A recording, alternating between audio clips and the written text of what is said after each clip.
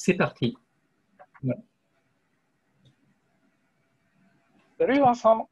Bonjour Nicolas.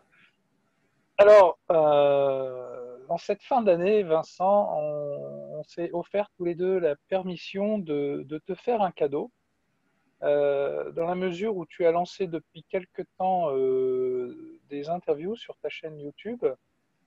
Et puis, lors d'une de nos conversations, parce qu'on commençait bien à se connaître, je t'ai suggéré qu'il y avait quelqu'un qui n'avait pas été interviewé dans tout ce beau monde, et c'était Mm, toi. exact. Et tu as gentiment accepté qu'on inverse les rôles pour ce soir, Mm, en me permettant de te permettre finalement d'exprimer un petit peu qui tu es, d'où tu viens, ce que tu as en tête et quels sont tes projets. Et puis, je te remercie pour cette redistribution des rôles et j'espère que je pourrai me montrer à la hauteur de ce que tu as commencé à mettre en place sur ta chaîne pour que ça contribue à participer toujours à la réussite de tes projets. Voilà. Donc, Je ne doute pas de la hauteur à laquelle tu vas être. Et je te remercie beaucoup de cette proposition parce que c'est intéressant de se retrouver de l'autre côté. Ça me fait sortir de ma petite zone de confort parce que peut-être que en tant qu'intervieweur, je rentrais dans une zone de confort. Et là, tu me fais un peu sortir de ma zone de confort. Donc, c'est toujours intéressant et je trouve toujours intéressant de sortir un peu. Donc, on va voir. bon, Et très bien. avec grand plaisir, en tout cas, que ce soit toi qui fasses cette interview, parce qu'on se connaît depuis un petit moment, on se suit et puis on a des périodes où on échange beaucoup, des périodes où on échange moins et c'est vraiment très agréable. En fait. Voilà. Ouais. Alors, le but, effectivement, c'est de peut-être sortir de cette zone de confort et puis c'est aussi peut-être de partir à la rencontre de d'autres personnes que tu n'as peut-être pas encore réussi à toucher dans tes projets parce que pour commencer le propos, je suis allé voir sur ta page Facebook professionnelle et j'ai regardé la mission que tu t'étais fixée. Et je me suis dit, waouh! Donc, tu me dis si je me trompe, hein, mais Vincent Cholamer, donc, tu t'es donné comme mission d'éveiller, d'inspirer, de permettre à des millions d'individus aux quatre coins de la planète de trouver une qualité de vie, de santé, en se reconnectant à leurs valeurs. Tu vises à les accompagner et les soutenir tout au long de leur vie, dans le développement de leur potentiel et l'harmonisation des différents domaines de vie. C'est bien ça? C'est ça. C'est une Bon, sacrée mission. oui, c'est ce que je me suis dit en me penchant sur la question, parce qu'au départ, je suis parti à la recherche de ton site. Mm. Je t'avoue que j'ai eu beaucoup de mal à retomber Tu, dessus. ouais, tu n'as pas pu le trouver parce que je l'ai mis en off parce que je suis en train de D'accord, le reconstruire complètement et il va être remis en ligne en début d'année. Mais totalement d'accord. remodelé, reconfiguré, avec sur les axes que je veux développer, que je veux mettre en place dans l'année, dans les années qui viennent. Ouais, c'est ce qui m'a semblé, hein. C'est-à-dire que pour l'instant, quelqu'un qui chercherait à te contacter, il y a ta page Facebook Vincent Cholamer Pro, il y Voilà. a ta page perso, j'imagine. Comment Ouais. on peut te trouver encore? Sur sur LinkedIn, on peut me trouver. D'accord, d'accord, Ouais, ce sont surtout, actuellement, ce sont les deux endroits où on peut me trouver. Le site, je te dis, sera là début d'année. Ouais. d'accord. Ok. Mm. Alors, Je suis plus actif sur ma page professionnelle, effectivement, Facebook professionnel. Et puis, ce que je mets sur ma page Facebook professionnelle, je le mets sur LinkedIn régulièrement. Et d'accord. YouTube, parce que j'ai fait une chaîne YouTube. Et cette chaîne. Ok, bon, super.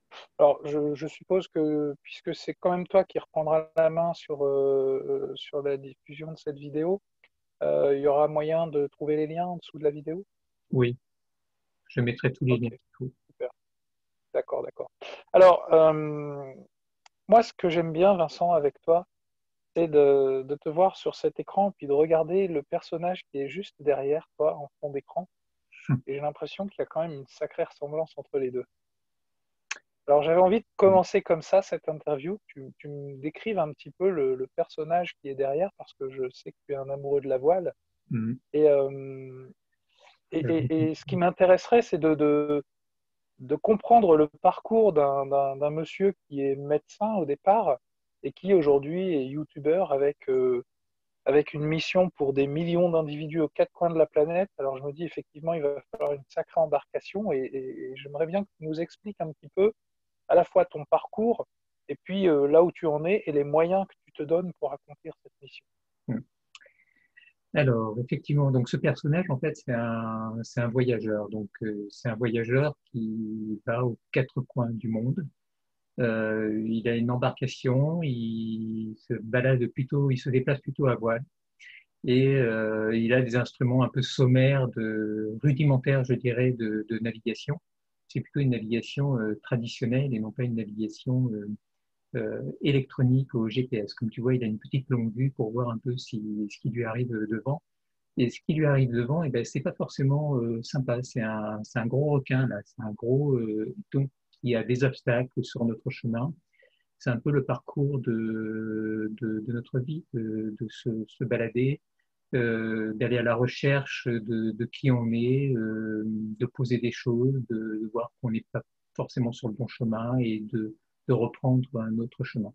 Donc, en résumé, ce personnage-là, c'est ça, c'est moi, c'est le voyageur euh, qui cherche, qui enquête et qui va à la rencontre des autres. Voilà. Avec un petit mot quand même, mais on le voit à l'envers ici, c'est rituel, parce que je pense que les rituels peuvent être importants dans certaines périodes de notre vie.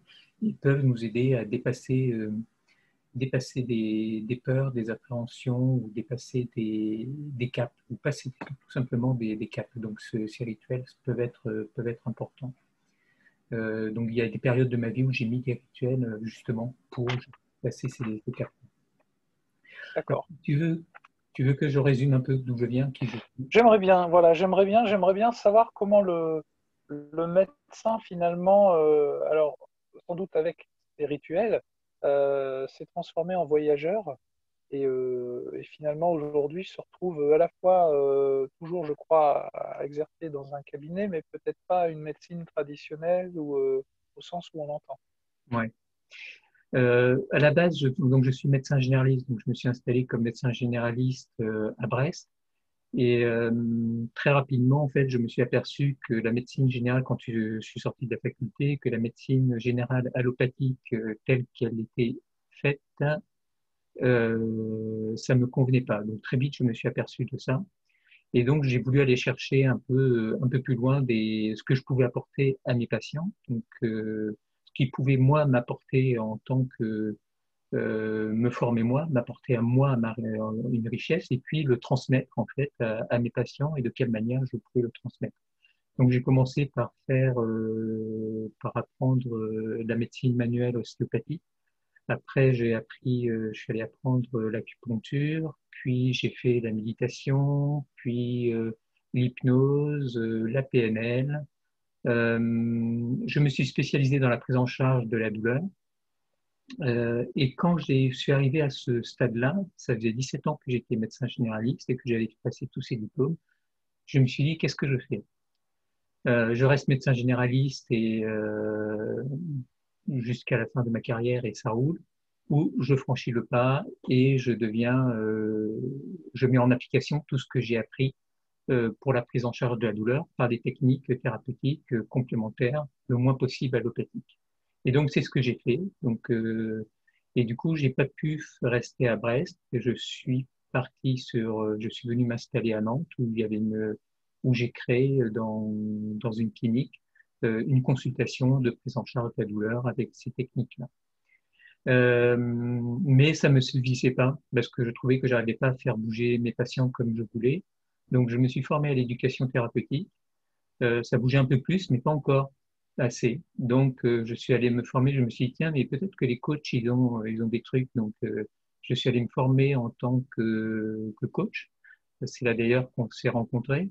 Et, Mhm. et là, eh ben, il y avait des outils aussi, d'autres outils complémentaires qui m'ont permis euh, de parfaire un peu plus mon accompagnement et la manière dont je prends en charge les patients. Donc j'ai une prise en charge qui n'est pas du tout classique, qui a une vision plutôt holistique de la personne et je les accompagne. C'est plus un accompagnement qu'on va faire et je leur propose des techniques en fonction de ce qu'ils ont. Et puis des fois, ça nous arrive de ne pas du tout utiliser une technique thérapeutique en thérapeutique en tant que telle, comme une médecine manuelle, acupuncture ou autre, mais simplement d'échanger, discuter.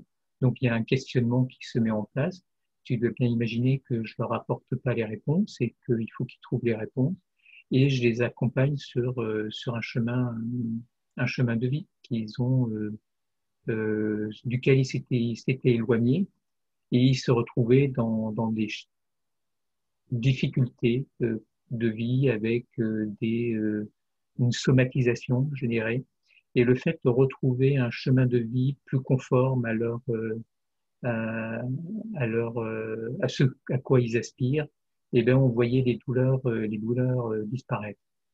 Et donc, du coup, ça a beaucoup fait évoluer ma prise en charge et mon accompagnement. D'accord. Alors, la question que je me pose en t'écoutant, donc, c'est que le médecin généraliste, finalement, c'est monsieur et madame tout le monde qui vont venir le rencontrer au départ. Ouais. Est-ce que c'est vraiment cette clientèle-là que tu touches au départ, ou est-ce que c'est déjà des gens avec des douleurs bien spécifiques liées à certaines maladies bien particulières? Alors, au départ, je touche Monsieur Tout le Monde. Au départ, c'est vraiment Monsieur Tout le Monde et mes patients, en fait, dès que j'ai commencé à me former, euh, pour moi, en fait, la médecine manuelle, rester que dans la médecine manuelle, c'est très concevable. Donc, quand j'ai appris la médecine manuelle, je suis allé voir un peu quels étaient tous les concepts de médecine manuelle et en fait, un concept à ses limites. C'est-à-dire que je vais pouvoir soigner 80% ou 70% des gens. Il reste 20 ou 30% des gens que je peux pas soigner. Donc, il me faut d'autres concepts. Et donc, je suis allé chercher les autres concepts pour pouvoir couvrir le maximum et pouvoir passer d'une technique à l'autre. Et donc, j'ai très vite proposé à mes patients ce type de prise en charge qui leur a plu et ils ont adhéré. Et ceux qui n'adhéraient pas, ben, ne revenaient pas me voir. Mais si tu veux, il y en a d'autres qui venaient. Et donc, mon cabinet, je n'ai jamais eu de problème de patientèle. Euh, à chaque fois que j'ai dû déménager, recommencer, réouvrir un cabinet, je l'ai fait 3 fois. Je n'ai jamais eu de problème. Ça a toujours redémarré et ça a toujours redémarré sur un autre mode. D'accord. Et du coup, c'est une patientèle qui se fait un peu par le bouche à oreille? C'est par le bouche à oreille. Alors, énormément par le bouche à oreille actuellement, effectivement. D'accord. On me dit, D'accord. tiens, tu devrais aller voir Chola-Mer. Tu vas voir, bon, c'est pas tout à fait comme les autres, mais vas-y. D'accord. Alors, est-ce que depuis que tu t'es un petit peu rendu davantage public, et notamment par le biais des réseaux sociaux, tu as senti un impact sur ton activité de médecin? Euh, il y a non pas un impact sur un afflux de personnes, de patients qui viennent me voir, mais un impact Mhm. sur la prise en charge, peut-être sur l'écoute, le questionnement que je peux avoir avec les patients, le temps que je passe avec eux aussi, qui peut être un peu plus long. Euh, et puis, je me suis aperçu, au départ, moi, je suis peut-être un très grand naïf et peut-être qu'il faut rester naïf finalement. C'est que je me dis, je mettais mes interviews et je pensais, bon, bah, il y a que ceux qui me connaissent un peu, qui voient mes interviews et puis voilà. Et je me suis aperçu qu'en fait, mes patients, ils regardaient mes interviews et Ah oui, ils ont commencé à m'en parler. Ils m'ont dit, c'est bien ça et moi j'écoute le matin, j'ai pas le temps d'écouter toute l'heure, d'une traite, mais le matin, quand je me lève, je fais ma toilette, je mets un peu, j'écoute un quart d'heure, et puis après j'écoute éventuellement dans la voiture, enfin voilà. Et donc je me suis dit, ah, là, tu touches un public un peu plus grand que tu croyais, et peut-être que tu es sur la voie justement sur la voie de la mission que tu t'es fixée.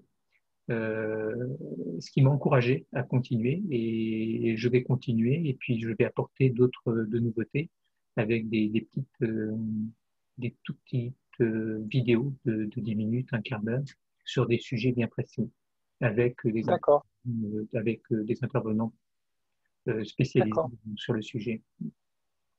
Ok, super.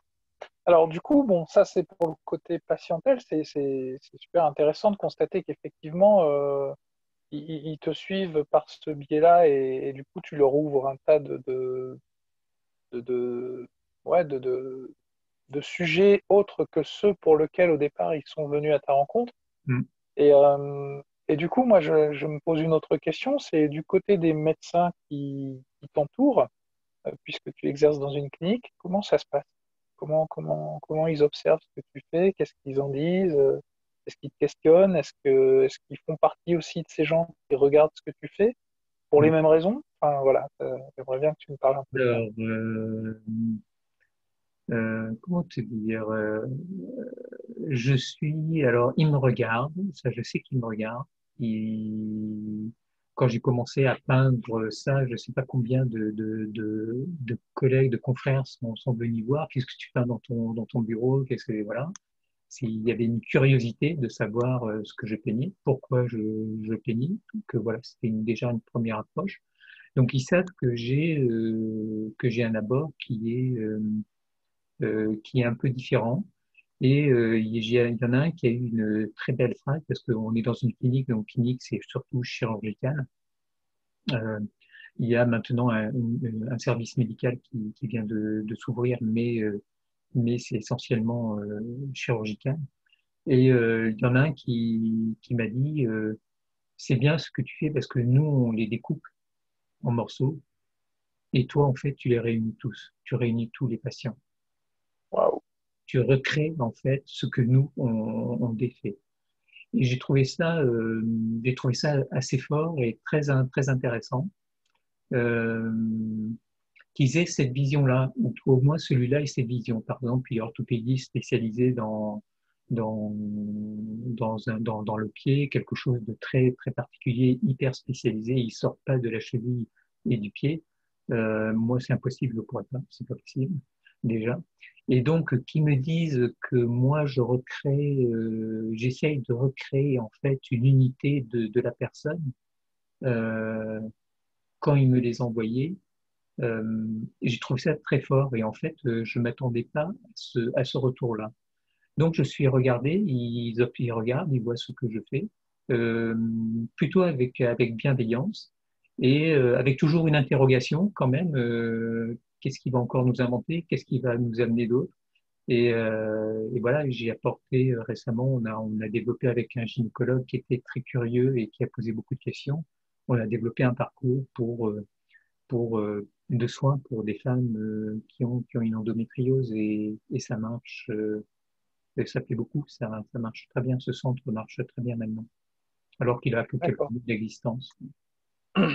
D'accord. Donc, Alors, ils sont curieux et ils viennent, mais avec une certaine pudeur parce qu'ils disent sortir de la médecine complètement, c'est compliqué de la posture de médecin, de sortir de cette posture de médecin. Ça me pose à moi encore des fois des problèmes et je le travaille. d'accord. Alors, est-ce que justement les propos de ce collègue, quand il t'a apporté ces propos, est-ce que tu avais conscience que que tu te situais là et que c'était réellement ce que tu faisais? J'avais pas conscience que j'en étais là. J'avais pas conscience que les confrères puissent penser ça au sein de la clinique.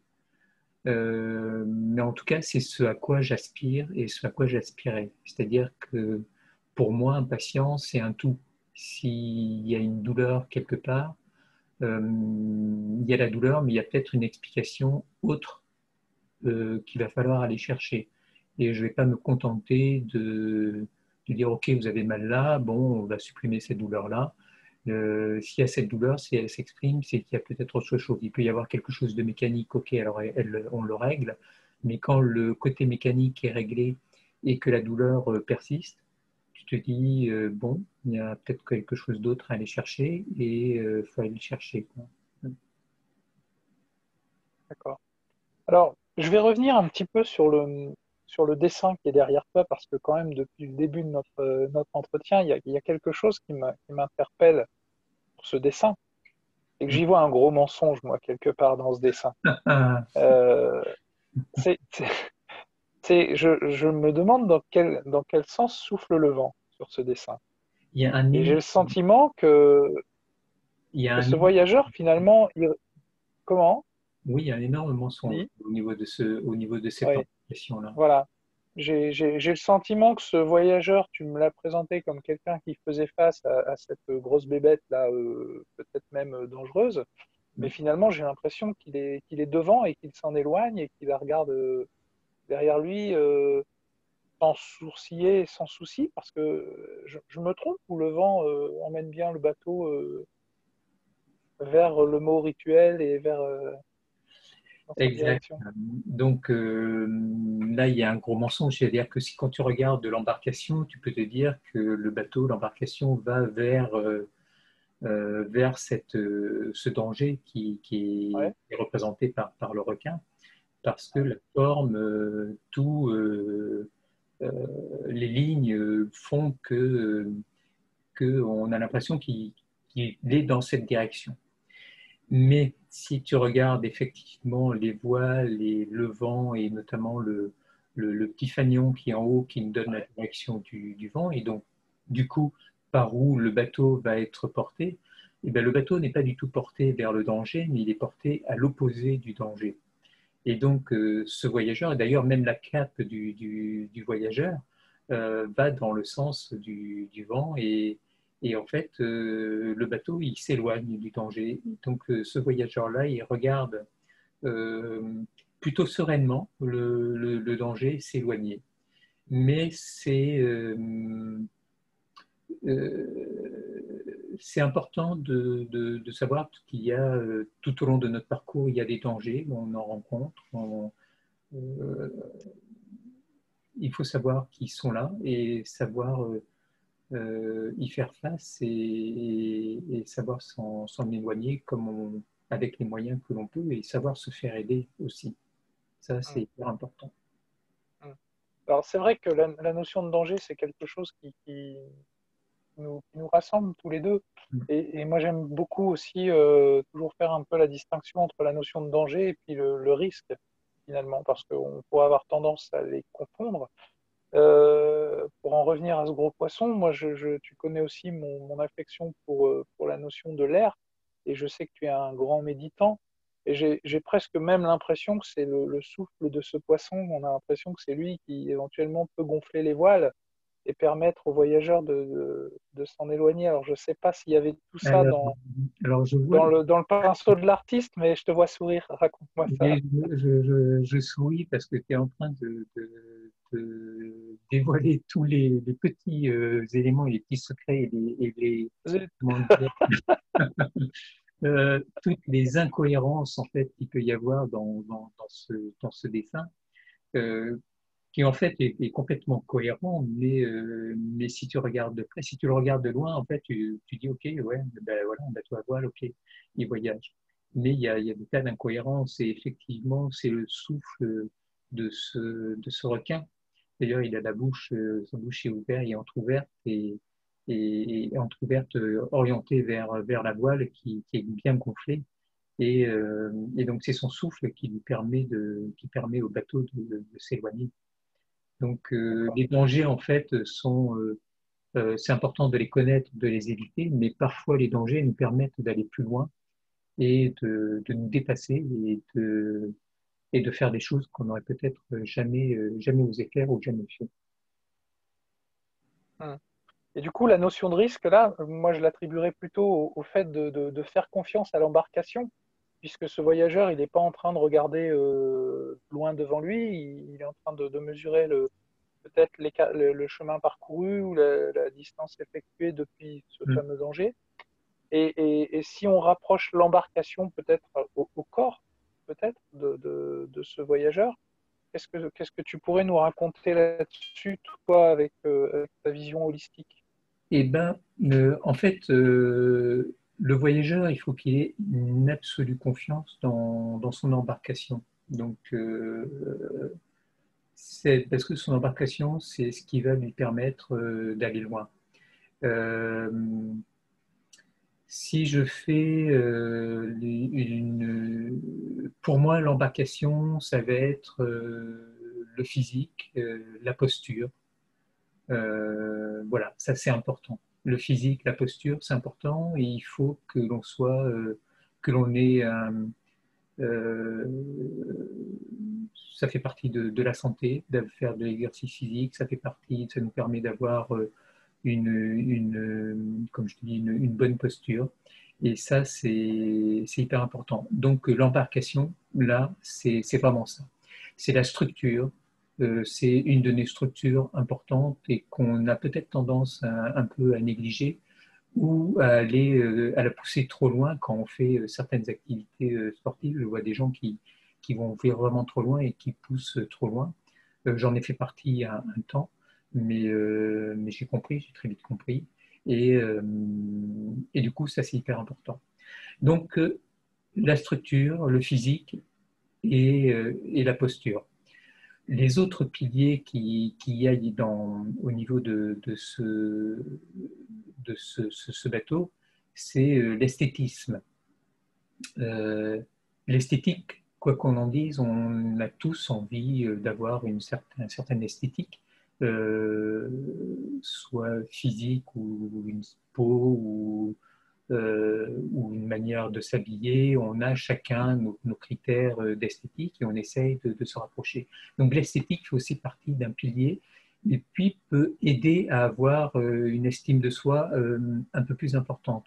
Donc dans l'accompagnement et le développement des personnes, je dirais qu'il y a un pilier qui est le physique et la posture.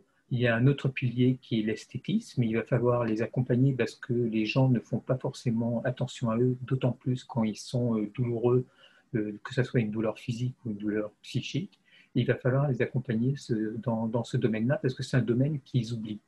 Et quand tu vois quelqu'un qui est douloureux, qui entre guillemets, se négligeait, et que tu le vois venir habillé différemment, où il a fait un peu attention, tu te dis, ah, là, il se passe quelque chose. Il est en train de changer au niveau de son mindset. Est-ce que, est-ce qu'il serait en train de prendre soin de lui, par exemple? Parce qu'il est en train de comprendre qu'il faut qu'il prenne soin de lui et que progressivement, on l'amène à ça. Le troisième pilier, je dirais, c'est l'alimentation et la nutrition, micronutrition. Et ça, c'est quelque chose de très flexible et de très adaptable en fonction des personnes. On peut pas avoir tous la même alimentation. On peut pas avoir. Donc, il faut que l'on puisse être flexible et non pas donner aux patients, dire voilà, il faut que vous mangez ça, ça, ça, et rester dans un cadre. Et c'est pas possible. Donc, ce petit mal-là, qui est fin et flexible, tu vois, c'est, Ouais. pour moi, c'est l'alimentation, c'est tout ce qui représente la nutrition, l'alimentation, c'est-à-dire qu'il y a une certaine flexibilité. On peut se permettre des écarts et on va pas, c'est pas pour ça que ça va casser. Il est flexible, il est adaptable, il va s'adapter. Mais on a quand même une certaine rigueur, rigidité, une ligne de conduite qui nous dit qu'il faut que ça soit comme ça et que par moment, effectivement, il peut y avoir cette flexibilité. Excuse-moi. Le quatrième pilier, pour moi, qui est important, c'est le mental. Et le mental, en fait, c'est la voile. C'est représenté par la voile. C'est-à-dire que des fois, quand c'est vraiment bien gonflé, là, on a une voile qui est super bien gonflée. Et là, on a un mental du tonnerre. Et quand la voile est moins bien gonflée, ben, on n'a pas forcément un mental du tonnerre. Et donc, il faut savoir apprendre à gonfler cette voile et pour accompagner au mieux les patients. Voilà. Donc, il y a des tas de petites choses autour de ce bateau-là. Et puis, on a quand même, il y a quand même une petite bouée là, qui est là. C'est notre, je dirais, comment dire, notre signal d'alarme, notre alerte, nous dire attention, on est en danger, mais on a une bouée qui peut nous sauver. Et c'est de se permettre d'aller chercher des personnes autour de nous qu'on ne connaît pas pour nous aider à placer des câbles, pour nous aider à mettre en place tout ça. D'accord. Bon. Alors, euh, du coup, je me posais aussi une autre question, c'est tu me parles du mental, de la voile quand elle est bien gonflée, etc. Et puis je me disais, mais on oublie le gros poisson, on oublie le vent, et puis d'un seul coup, la voile, il n'y a plus rien dedans. Euh, que devient le bateau? Que devient le voyageur quand tout est calme et que l'eau est une platitude absolue? Quand le calme est complet, ben, le voyageur est plutôt, il est patient. Il va attendre Ah, patiemment. j'aime bien ces mots patients, hein. Tu sais on a souvent Oui. dialogué autour de ça. C'est intéressant parce que le patient, c'est aussi la personne qui vient te voir en tant que médecin. Et là, j'ai l'impression que tu l'utilises peut-être dans un autre sens. Est-ce qu'on peut essayer de développer ça? Alors, ce voyageur, quand tout est calme, que la voile enfin, tout est calme. Je ne sais pas si tout est calme quand la voile est dégonflée, finalement. Ça serait discuté, c'est pas sûr. Parce Mhm. que quand la voile est dégonflée, ça veut dire aussi que ton mental n'est pas forcément au top. Mais Mhm. c'est peut-être le moment aussi de faire un point, puisque tout est calme, il n'y a pas de vent, l'embarcation est là, flotte, elle est solide, elle ne risque rien. Tu ne risques rien dans cette embarcation. Et en fait, c'est peut-être le moment, à ce moment-là, de faire un point, de savoir où tu en es, où tu vas, si c'est toujours ton chemin, euh, si tu as d'autres choses à apporter. Et c'est le moment de se questionner et, euh, si je suis le voyageur, je vais dire que je me questionne régulièrement. J'ai des séries de questions et là j'ai des questions que je me pose parce que j'ai une année qui va démarrer. J'ai des projets qui vont démarrer, donc je me repose des questions. Je reviens sur une base euh, que j'ai mis en place il y a quelque temps et je retourne à cette base-là pour savoir si je suis sur le bon chemin et si j'y vais et si j'ai pas autre chose à faire avant. Voilà. D'accord. Ça veut dire que tu navigues, tu disais que tu naviguais avec un certain nombre d'outils divers et variés que tu es allé piocher au fur et à mesure de tes formations. Mm. Et tu t'es quelque part constitué une carte pour mener tes explorations. C'est bien ça? C'est ça ta base? C'est un peu ça, oui. C'est un peu D'accord. ça. C'est-à-dire que j'ai mon rituel qui est hyper important dans ces moments-là. Mon rituel, ça va être, il va y avoir la base de mon rituel, c'est la méditation, l'écriture et la lecture et la musique. Mhm. Voilà. D'accord. Quand je rentre dans mon rituel, voilà, ça va être tous les jours, je vais avoir la méditation. Ça, c'est clair, c'est tous les jours, même quand je rentre pas dans une phase de gérer d'introspection où je me pose des questions, je fais quand même une méditation tous les jours, voire plusieurs petites méditations. Mhm. L'écriture va être un peu plus présente, un peu plus importante dans ces moments de questionnement, parce que j'ai besoin de poser les choses, d'écrire, et, euh, et alors que si tout va bien, peut-être qu'elle est un peu moins présente, et c'est peut-être là où j'ai à travailler aussi. La musique, c'est important pour moi parce que ça me fait voyager, ça m'évade. Et la lecture, c'est la lecture de livres comme, je sais pas, Alexandre Jolien, Christophe André, des livres de ces gens-là, ou revenir à des bases comme Saint-Exupéry. Enfin voilà, j'ai vraiment des lectures qui me permettent de me, de retrouver en fait un calme intérieur pour pouvoir poser éventuellement de nouveaux jalons sur le chemin qui va se dérouler devant moi. D'accord. Donc ça, ce sont les personnes qui t'inspirent au gré de tes lectures. Est-ce que tu t'inspires d'autres parcours, d'autres personnes qui sont là? Bon, je vois que tu as mené un certain nombre d'interviews. D'ailleurs, tu en es à combien d'interviews aujourd'hui? 23, je crois. Et celle-ci est la 23e? Je pense que c'est la 24e. C'est bientôt Noël, c'est cool. Je trouve ça très, très symbolique. Je trouve Oui, que ça fait un c'est beau bien. cadeau de Noël. En fait, c'était quand tu m'as proposé ça, je me suis dit j'ai deux solutions.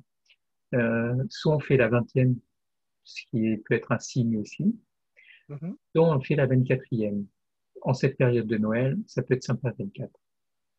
D'accord, d'accord. Oui, alors du coup, je te demandais, tu as des personnes que tu pourrais citer ou Oui, qui sont vraiment peut-être des phares pour le voyageur en direction des différents ports dans lesquels il va accoster? ouais, j'ai alors d'autres personnes. J'ai le Dalai Lama qui peut être une des personnes spirituelles qui peut certaines paroles, certains écrits, certains propos qu'il tient qui peuvent m'inspirer, qui peuvent me guider spirituellement. Il y a bien sûr Christophe André, il y a John Kabat-Zinn, qui sont des personnes qui ont été à la base de la mise en place de la méditation dans le milieu médical. Donc John Kabat-Zinn m'a Mhm. beaucoup inspiré. Et, J'imagine, parce qu'il a monté ses cliniques aussi complètement, au départ avec ses patients, et c'est comme ça que la méditation est venue au contact à la fois des patients et des soignants, hein. C'est bien ça.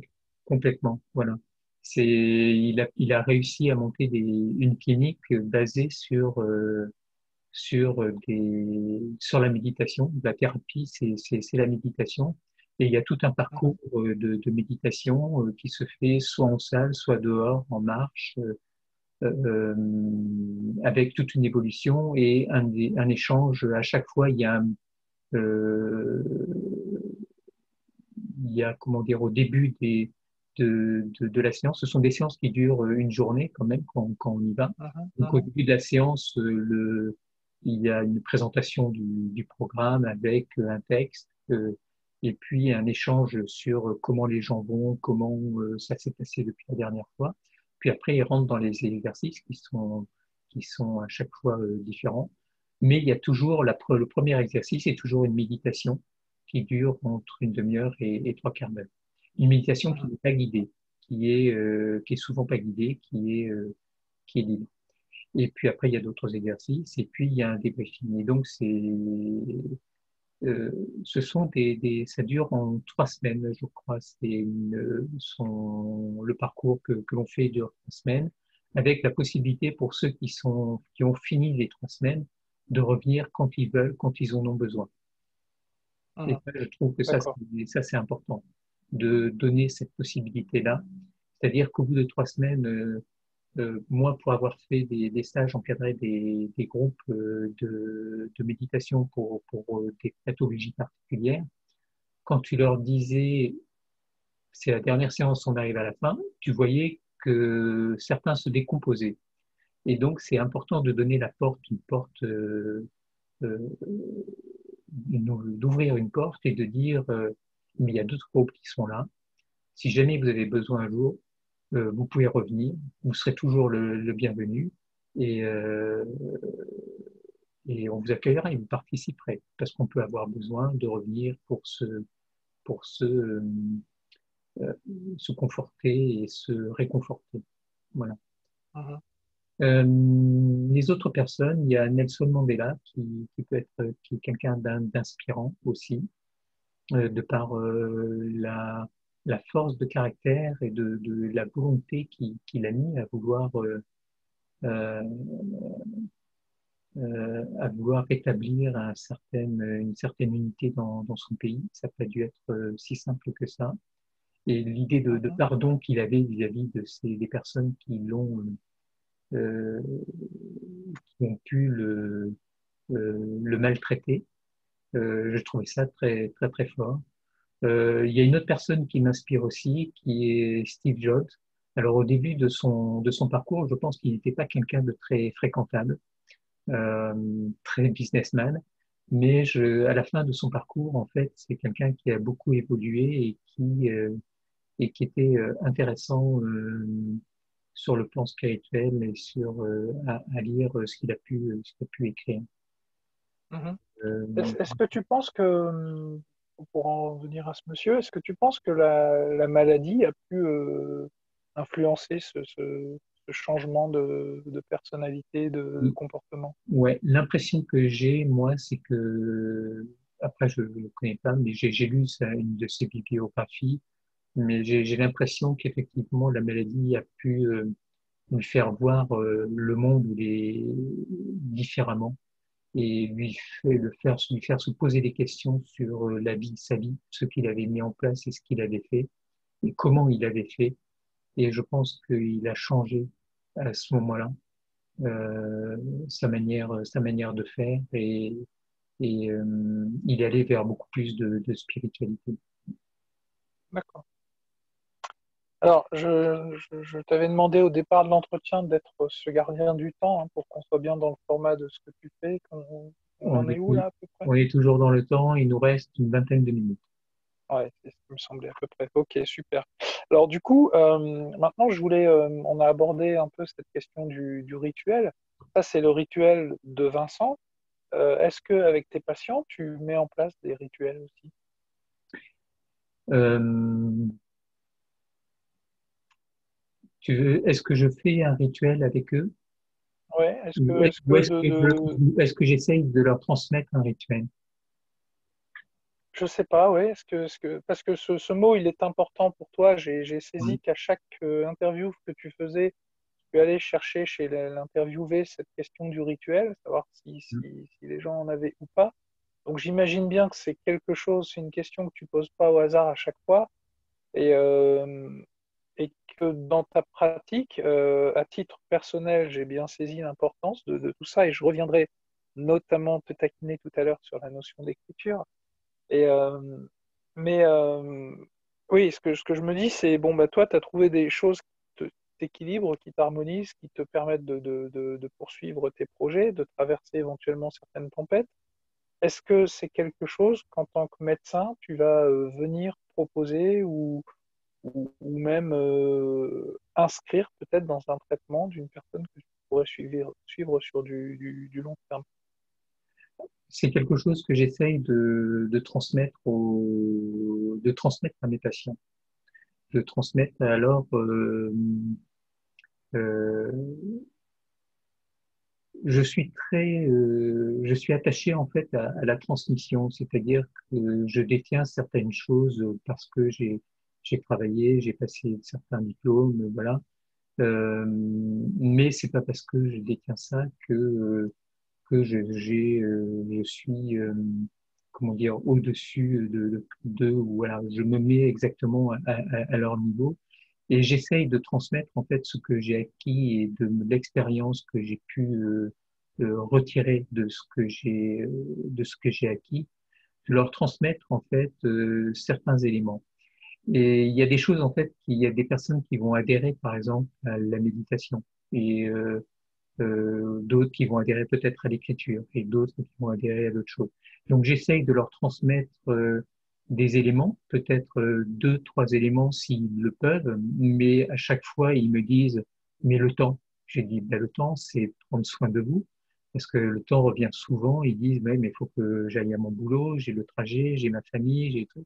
Dire, mais il y a un moment où il faut savoir prendre soin de soi Et prendre soin de soi, c'est peut-être se poser et soit méditer, soit écouter un peu de musique, ou soit prendre un livre, ou peut-être simplement s'asseoir dans un fauteuil et puis repasser, ou alors aller faire une marche et se remettre en contact avec la nature, ce qui est tout aussi important euh, pour, euh, pour les gens. Donc j'essaye de transmettre quelque chose de cet ordre-là, D'accord. qui est, alors ce n'est pas classique, médical, médecin, voilà, c'est pas ce qu'on nous apprend à l'université. Et c'est l'objet de ma future question, la prochaine question. C'est c'est le parcours que j'ai fait.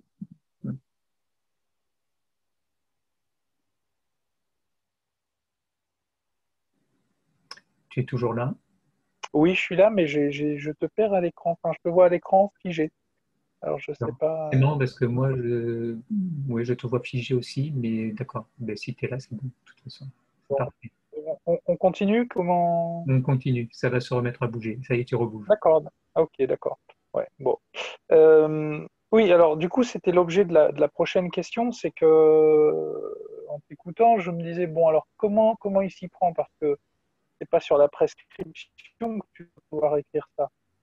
On a l'habitude du médecin qui prescrit les médicaments, qui prescrit un certain nombre de choses, mais cette transmission de ces choses qui ressemblent très fort finalement à des valeurs ou à des retours à des choses très simples et très naturelles, c'est quoi? C'est dans la conversation avec ton patient? C'est comment tu t'y prends?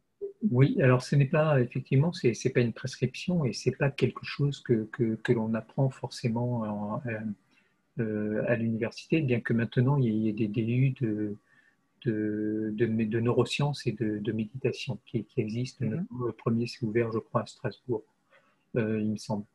Mais c'est pas dans la prescription. Euh, dans, euh, dans mes consultations, en fait, la part de l'échange, de la discussion, la première fois que je vois les gens, euh, je pense qu'il y a 80% de la consultation où on discute, où on échange, on parle. J'ai Mhm. besoin de connaître un peu la personne, j'ai besoin de lui poser des questions, savoir comment il répond, de savoir et d'avoir une petite base avec cette première consultation.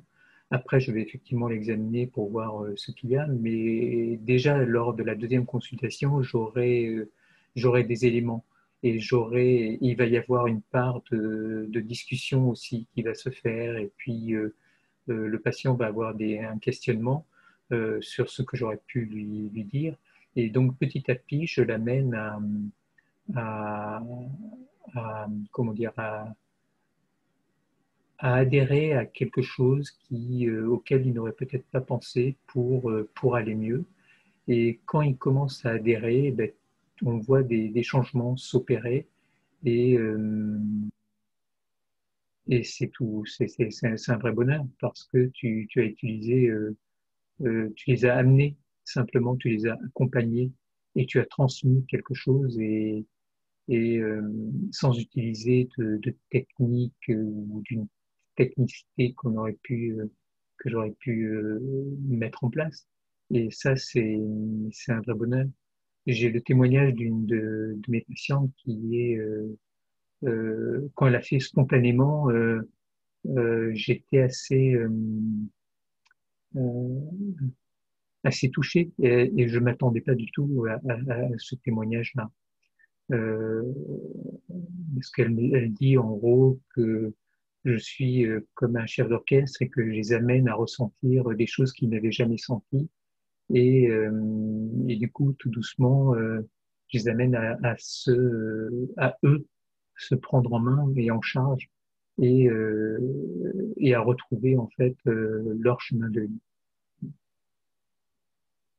Bravo, bravo. Ce témoignage était très fort et je pourrais le retrouver si tu veux l'entendre entièrement. Ouais, Elle exprime beaucoup mieux que moi que ce que je veux dire. Je te fais un résumé simple parce que je l'ai quelque part. Ouais. Tu veux que je te le dise? allez, avec plaisir. Alors, Donc, c'est le témoignage d'une de mes patientes. Donc, Vincent est à mes yeux un chef d'orchestre.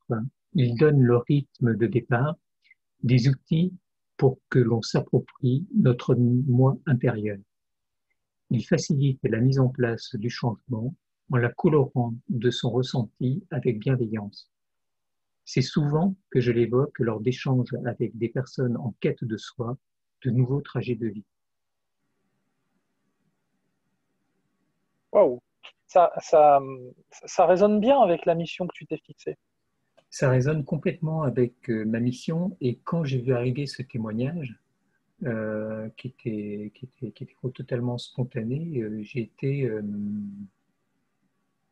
je me suis dit, waouh, là, euh, par exemple avec elle, la mission de vie que je me suis fixée, je l'ai remplie.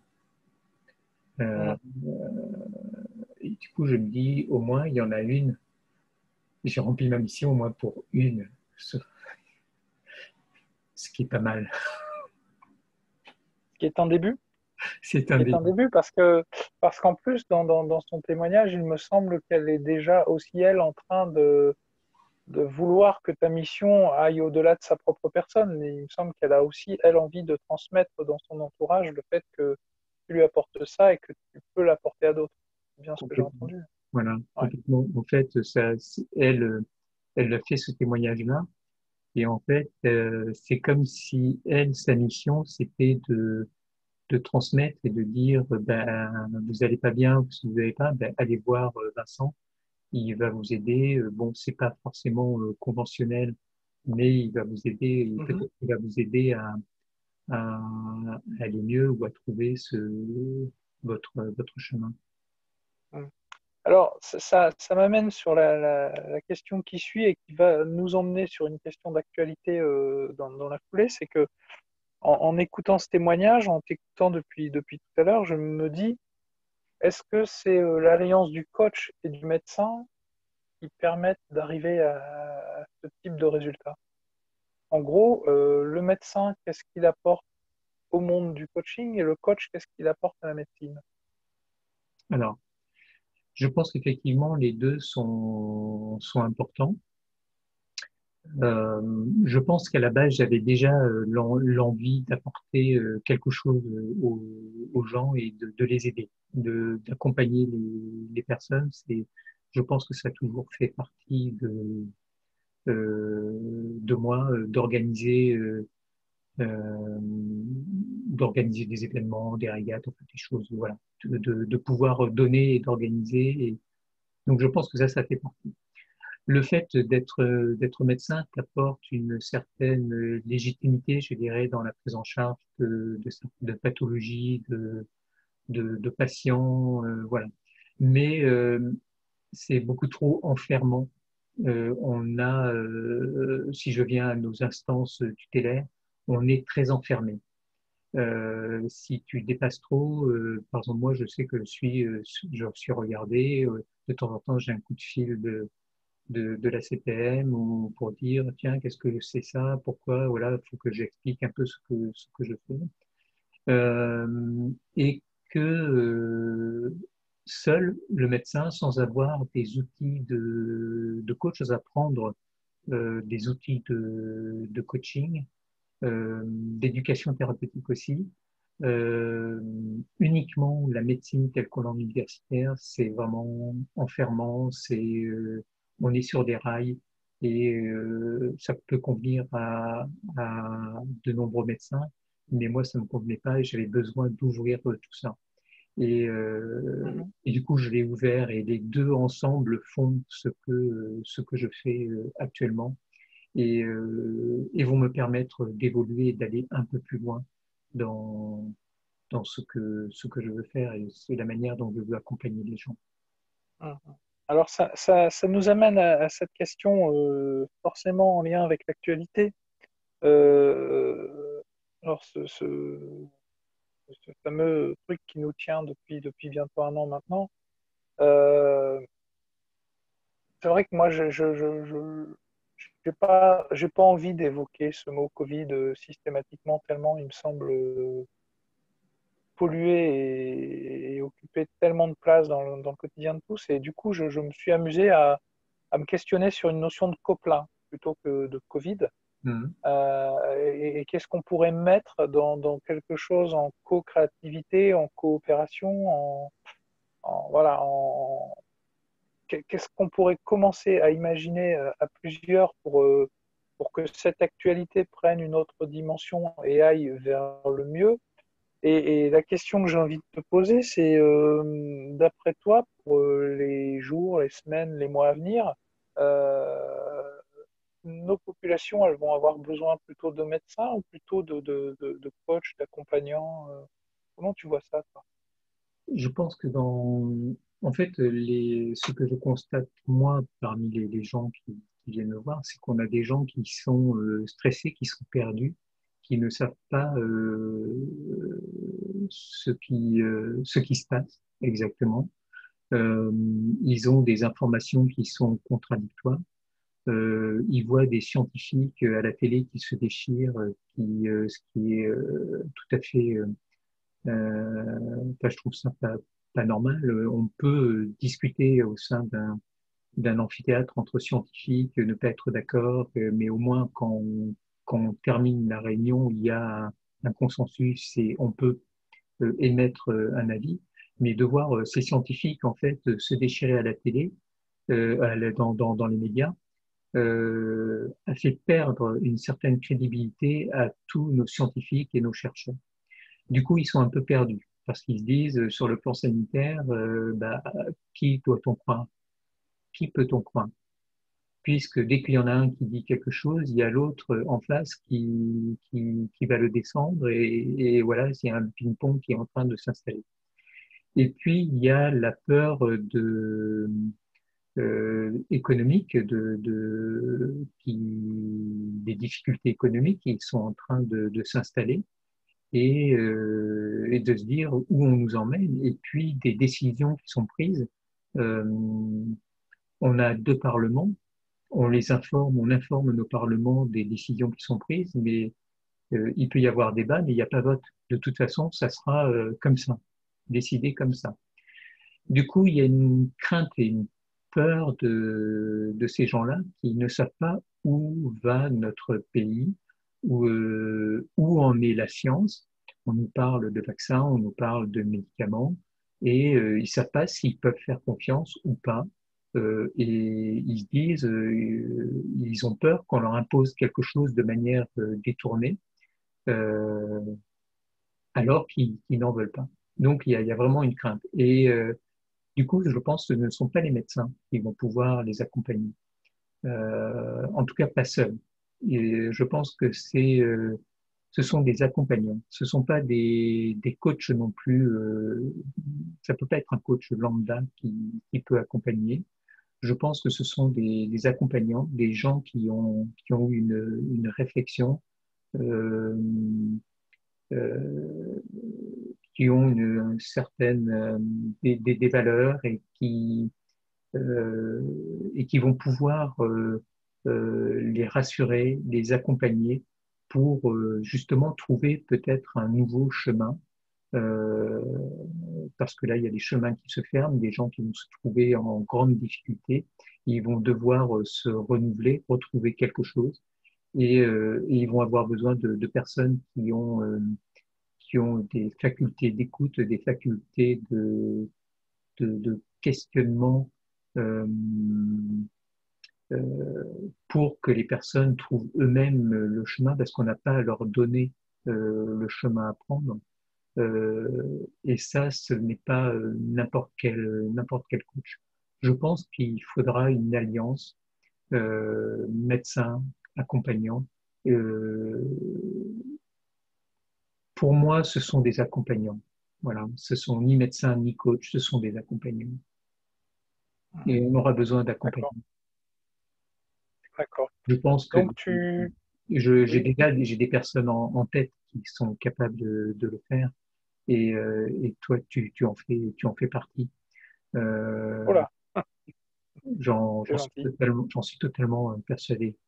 Donc et on Arrêt aura sur image. Et on aura Je besoin. t'entends plus, Vincent. Tu m'entends plus? Allô, allô? Tu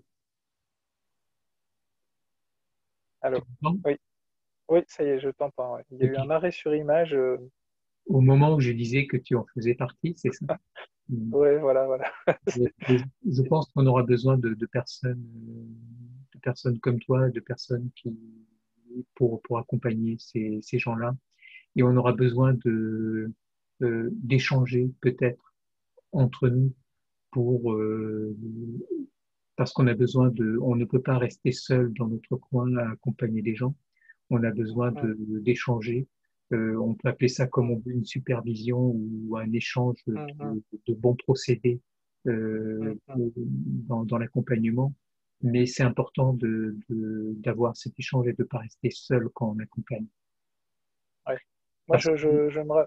Oui, vas-y, vas-y, je t'écoute. parce qu'il peut y avoir une dérive. En fait, tu peux très bien partir sur une voie au début qui peut être très bien, mais tu peux très bien ne pas t'apercevoir que tu dérives et d'échanger avec d'autres personnes qui ont le même objectif, la même vision que toi. Ça permet de revenir sur le chemin. Ouais, c'est ça. Et c'est la notion de collectif aussi, peut-être parce que il peut toujours être effrayant, c'est de se dire que ce genre de situation aussi qu'on traverse peut mener des personnes en quête de leader ou de gourou finalement, mais au sens péjoratif du terme, et que ça, ce serait encore pire que ce qui leur arrive actuellement, et auquel cas, il y a sans doute des communautés ou des collectivités d'accompagnateurs ou des compagnies, hein, c'est un mot qu'on avait utilisé à une certaine époque tous les deux et qui est peut-être en train de revenir dans une actualité future. Il y a Mm. peut-être des compagnies d'accompagnants à mettre en œuvre, à mettre en place, à organiser pour permettre aux gens de revivre des expériences aussi où il y a un partage de valeurs, où il y a de la simplicité, de l'authenticité. Euh, Moi, je reste aussi sur l'interview que tu avais fait avec, alors je ne reviens plus sur son prénom, et je pourrais te dire de bêtises, de délivrer. Oui, Euh, François Délévaux. François, voilà, c'est ça. Euh, qui, sur la fin de l'entretien, te disait qu'il avait le sentiment que dans les semaines et les mois à venir, il y aurait un gros besoin de réapprendre aux gens à rentrer en contact Mm. sous forme de calinothérapie ou autre, parce que toutes ces distances sociales telles qu'elles ont été imposées et telles qu'elles sont présentées, cet éloignement, on voit bien à quel point il isole les gens et il les met dans une certaine souffrance. Et il ne faudrait pas que ça devienne non plus trop une habitude, parce qu'on sait bien qu'on ne peut pas vivre séparés les uns des autres. On n'est pas, Et qu'il va falloir retrouver le moyen de rassembler les gens, alors peut-être par le biais d'activités sportives, au contact de la nature ou autre, mais juste pour se retrouver, et peut-être à plus de 6, pour recommencer à se reprogrammer et à faire des choses ensemble et réapprendre à vivre ensemble, tout simplement. totalement. Je suis entièrement d'accord avec ça. C'est-à-dire que les gens, là, ils ont une crainte, donc ils ont peur. Et on voit, là, actuellement, on voit des drames dans certaines familles. C'est-à-dire que des grands-parents qui, pour eux, leur plaisir, c'est de voir leurs enfants et leurs petits-enfants et de s'entendre dire de leurs enfants, ben non, on va pas venir pour Noël. Euh, parce que on n'a pas envie de vous transmettre quelque chose. Mm, Euh, Sauf que le plaisir de ces gens-là, qui ont un certain âge, qui ne savent pas combien de temps il leur reste à vivre, qu'il y mm, ait maladie ou pas maladie, leur seul plaisir, réel plaisir, c'est de le partager avec leurs enfants et leurs petits-enfants. Et donc là, on sûr. voit des drames et des souffrances qui Mm, sont, et il va falloir en fait réapprendre parce qu'il y a des plis, des habitudes qui peuvent être prises. Je mm, vois notamment des patients âgés qui me disent, ben, il vient plus me voir sous prétexte du Covid. ouais. Euh, c'est l'occasion était trop belle pour certains de ne plus avoir à faire 200 kilomètres pour Mm. aller pour se Ouais. développer et faire. Et- Et tu vois, il va y avoir un réapprentissage là, il va y avoir un accompagnement. Et mm. on voit fleurir en fait, et c'est là où il y a un danger. Tu parlais tout à l'heure de gourous ou de personnes. Et il y a un réel, je pense qu'il y a un réel danger. Et on voit se multiplier. Je sais pas si tu as, si t'as fait attention, mais sur Facebook ou sur LinkedIn ou Mhm. d'autres plateformes de ce type de réseaux sociaux, on voit fleurir des propositions de coaching, d'accompagnement en tout va, mais de personnes Ouais. qui n'ont Ouais. aucune comment dire, légitimité, mais qui surfent qui ont bien compris qu'il allait y avoir une demande, que la Mm. demande allait être là, et qui surfent sur cette demande pour proposer des accompagnements. Alors que nous, je pense on a des formations, on s'est formé, on réfléchit et on n'ose pas faire ça. Mm. Et je pense que c'est là aussi que toute la créativité est importante et de nouveau est mise à l'épreuve. C'est-à-dire que c'est également aussi à nous ouais, qui avons cette conscience-là, je dirais, d'imaginer d'autres types d'accompagnement à réinventer, à remettre sur les rails voilà, pour juste. C'est marrant parce que ce matin, tu sais, de temps en temps, je mets des petites citations, des petits mots sur ma page Facebook et ce matin, Facebook me rappelle tous les ans que j'ai pu dire ça, j'ai pu poster ça, etc. Et je les ai appelés mes synchronicités du jour, ces petits rappels.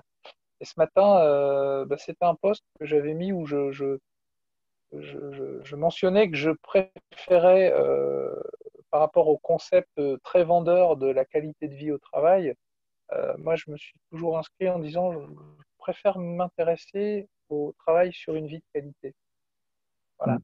Et j'ai vraiment le sentiment qu'aujourd'hui, dans la situation actuelle, et puis en restant très optimiste pour la suite et en se disant que c'est aussi un mal pour un bien, tout ça, on peut peut-être commencer à réaxer des choses comme ça, c'est-à-dire que oui, il y a le monde du travail, mais il n'y a pas que, il y a aussi, comme tu le dis, les liens intergénérationnels, il y a tout ça aujourd'hui qui est menacé, qui est en pleine, en pleine souffrance. Et effectivement, c'est sur ces questions-là, sur ces différents domaines de vie qu'on a à réfléchir pour voir comment on peut réinventer ou réorganiser ou reproposer des accompagnements à dimension collective. Et c'est peut-être là que je reviens aussi sur ta mission de départ, c'est-à-dire que toucher le plus grand nombre, ben oui, il y a à la fois l'accompagnement individuel, mais il y a aussi ce qu'on peut proposer pour un collectif, quoi.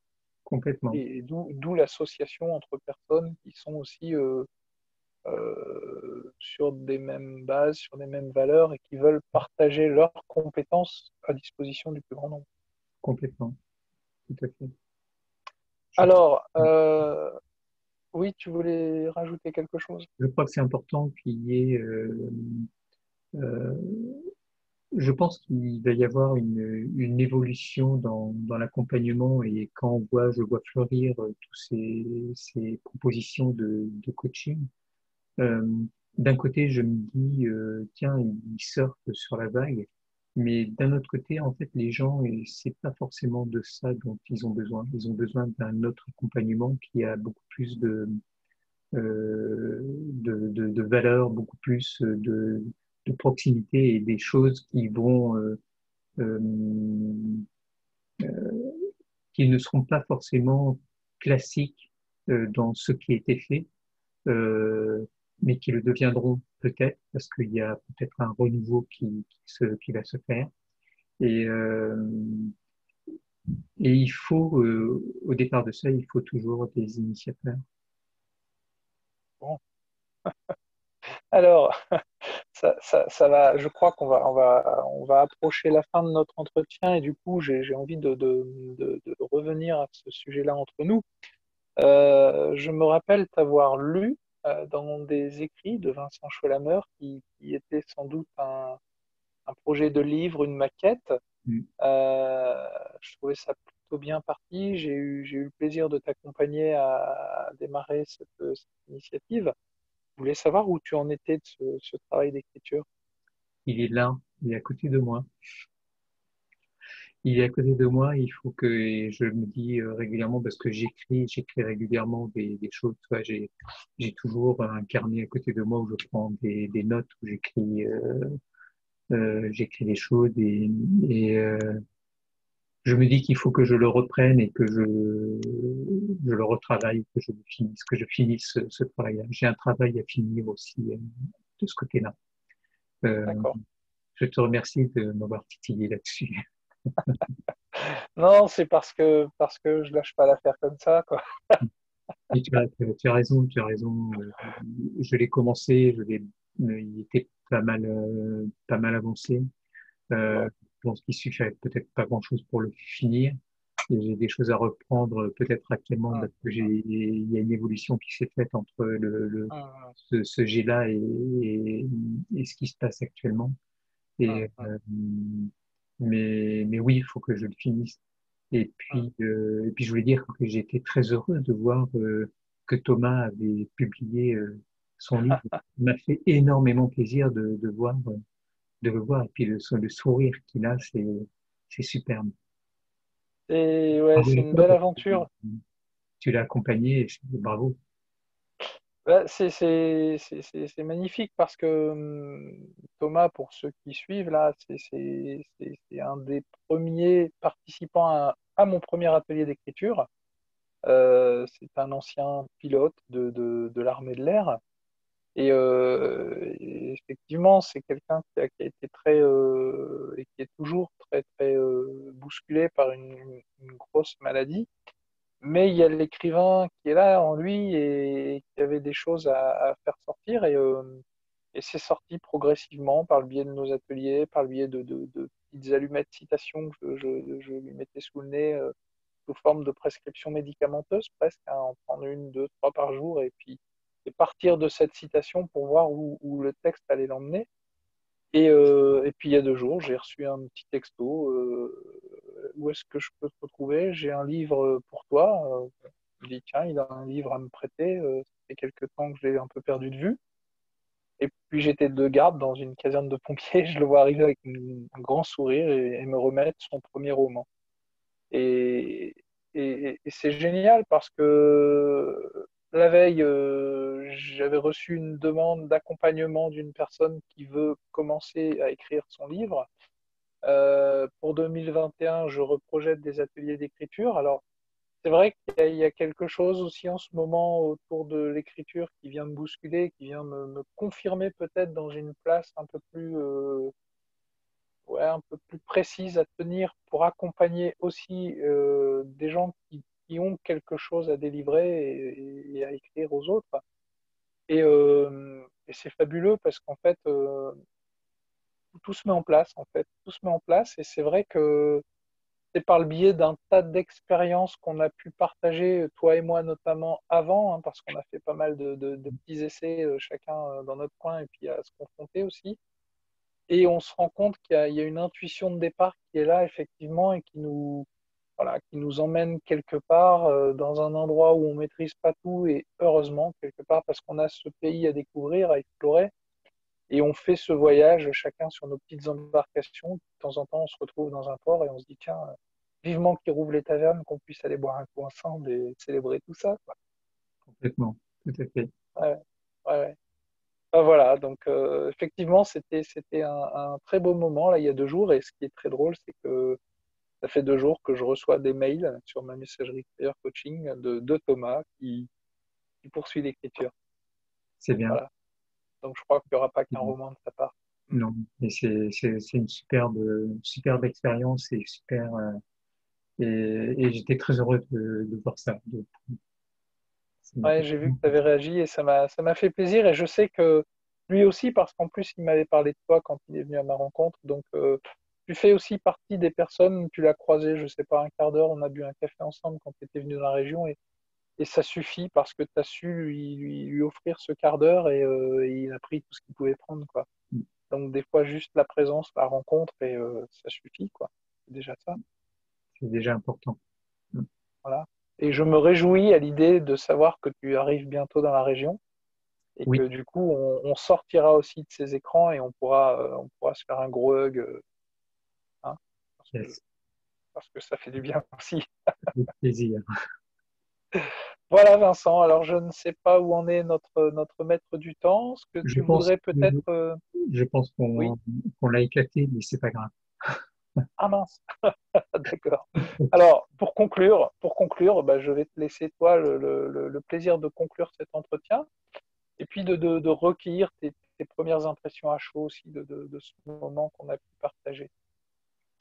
Euh, pour conclure, je voudrais d'abord te remercier d'avoir eu cette idée de m'interviewer. Ça m'a permis comme je te disais au début, de sortir d'une zone de confort. Et en fait, tout au long de l'entretien qu'on a eu, j'ai pas eu l'impression qu'on était dans une interview, mais qu'on était dans une conversation et un échange. Et c'était quelque chose de très agréable. Et de pouvoir exprimer aussi tout ça là et les incohérences qu'il peut y avoir dans tout ce qu'il y a là, de se rendre compte que chaque truc qui est posé n'est pas posé au hasard et que c'est bien fait dans un sens et pas dans n'importe quel sens. C'était important pour moi aussi de pouvoir l'expliquer. Il n'y a pas beaucoup de personnes qui l'ont décrypté comme tu l'as décrypté. Tu as dû l'observer, hein. Et, Non, je... et voilà, et donc je te remercie beaucoup. Ça m'a permis aussi chaque entretien de ce type où je peux exprimer en fait mon parcours, où je peux parler, en fait, m'amène à penser à ce que je vais amener après et, et à savoir quels sont les axes principaux que je veux aborder et revenir à la mission que je me suis posée, qui est une sacrée mission. Et quand tu me la relis, ça me fait sourire. Mais oui, c'est une mission que je me suis posée et qui a continué. On n'est En que tout des cas, en et tout elle cas, ne moi je vit suis qu'à rassembler les autres. voilà, et moi je suis très heureux de ce moment parce que on a déjà la couverture du livre et la mission peut faire une belle introduction aussi. Je te reconnais bien là. Ouais, ouais. Bah, écoute, on le termine, hein. Je vais le terminer. Est-ce que je prends un engagement? Ouais, on va le terminer je vais essayer de le terminer en 2021. D'accord. Alors tu sais que je suis complètement à ta disposition, hein. Tu connais l'adresse mail et ce sera avec grand grand plaisir que je Je vais, continuerai d'accompagner cette écriture. en fait, il est pas loin. Toi, j'ai ma table. Là, je suis dans mon là où je travaille. Donc, j'ai ma petite table, j'ai un tiroir, et en fait, il est dans mon tiroir, à côté de moi. Donc, il est jamais très loin. Et s'il est jamais très loin, c'est qu'il y a quand même quelque chose qui me titille là-dessus. Ouais, Euh, et que je me dis parce que quand j'ouvre le tiroir, évidemment, je le vois, et je me dis, il va falloir ouais. que je reprenne et que je poursuive. Je Et pense donc, que ouais, je pense que dans le rituel, il y a peut-être un petit truc à rajouter pour que la dynamique de l'écriture se remette en place. complètement. Bah, voilà. Et que tu verras que ce temps de pause, euh, il va être puissant quand tu vas t'y remettre. Parce que ça va libérer plein de choses. Il y Certains, avait besoin de se poser. oui. Faut laisser aussi le temps, des fois, faire les choses et puis revenir dessus. Exactement. C'est important. Bon. Très bien. Merci beaucoup, en tout cas. Merci à toi, Vincent. C'était un très très beau moment. J'espère qu'il sera partagé, apprécié et puis pourra participer à ta chaîne avec joie et bonheur. Il va certainement participer à ma chaîne. Alors, je le mettrai en ligne, je pense en janvier. D'accord. Je te dirai quand je le mettrai en ligne. Euh, mais il ne peut que participer à ma chaîne. Écoute, si j'interviewe des gens euh, et que je les mets en ligne, je peux pas me soustraire et dire on a fait l'interview Alors, de la gaz le coude. C'est pas possible. Donc, c'est pas possible. Donc, je me mets comme les autres. Elle sera mise en ligne bon. euh, sous le même format que les autres. Bon, et moi, je guetterai avec attention le nombre de vues que Vincent Cholameur va déclencher. On verra. Euh, c'est pas pour moi le plus important. Le plus important est de faire passer un message et faire passer des choses de la vie des chemins de vie qu'on a tous. Voilà. Super. Merci à toi, Vincent. Merci À très beaucoup. bientôt À très bientôt. Au revoir. et bonne Passez une continuation. belle soirée. Merci.